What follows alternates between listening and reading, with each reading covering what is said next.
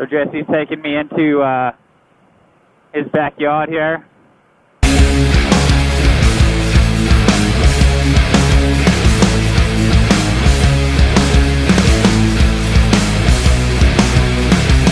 Can't believe how knowledgeable this guy is about motors and bikes, and that fuel turbo of his is freaking unreal. I want to ride it. I mean, I should probably ride a CR before I ride a turboed XB, but... I wanted to talk to you about a little bit about data logging and why, you know, we've got access now to some wide bands.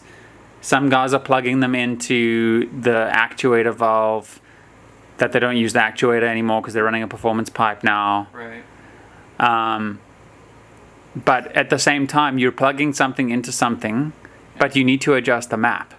Right, yeah, I mean, you still got to adjust your VE map. You still, if you know what you're doing, you still need to adjust the timing map.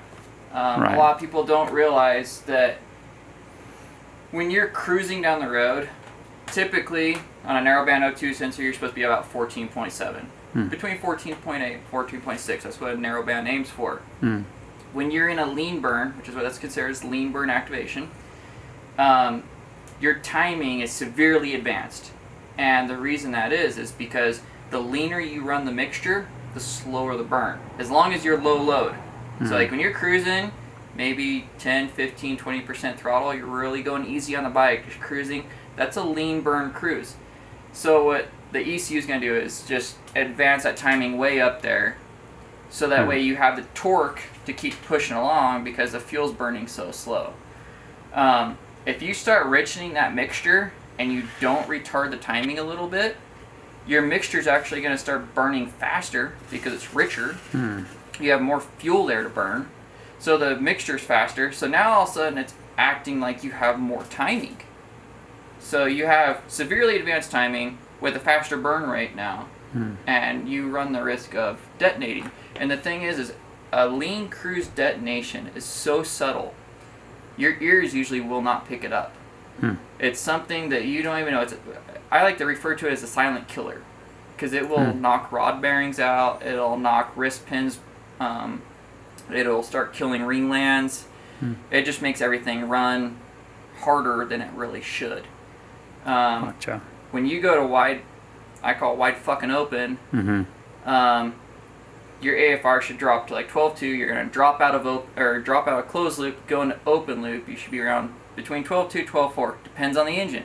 If you got cams, if you've got an exhaust, if you got any engine work, it changes everything. And every engine's going to respond differently to a different AFR. Right. And with your AFR change, timing also needs to change. When you go wide open from a lean cruise state, like I said, AFR is going to drop severely. 12.2, 12.4, 12.6, right in that range.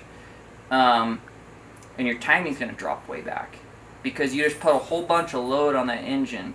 Your dynamic combustion pressure just skyrocketed, because now your throttle body's wide open.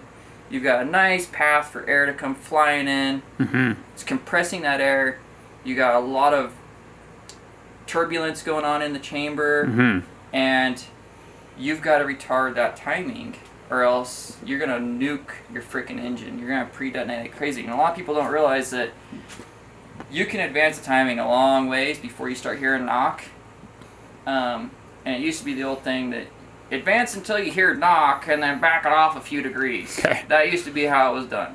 Okay, a lot of people don't realize that on these newer engines, like the Rotax, it's got a really efficient burn chamber, and you know the Buell, the XB's, the Thunderstorm chamber, it's got a fairly decent burn rate. Just because you can add more timing without knocking doesn't mean it's going to make more power. Where you find optimal power is on a dyno.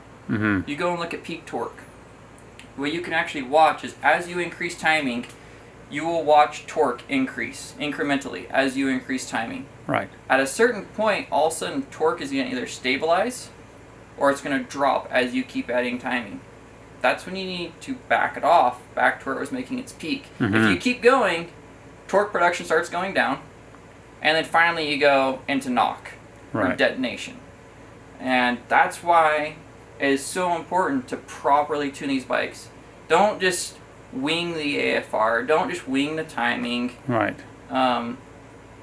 It's a science. It really is a freaking science. And it takes someone who knows what the hell they're doing to do it properly.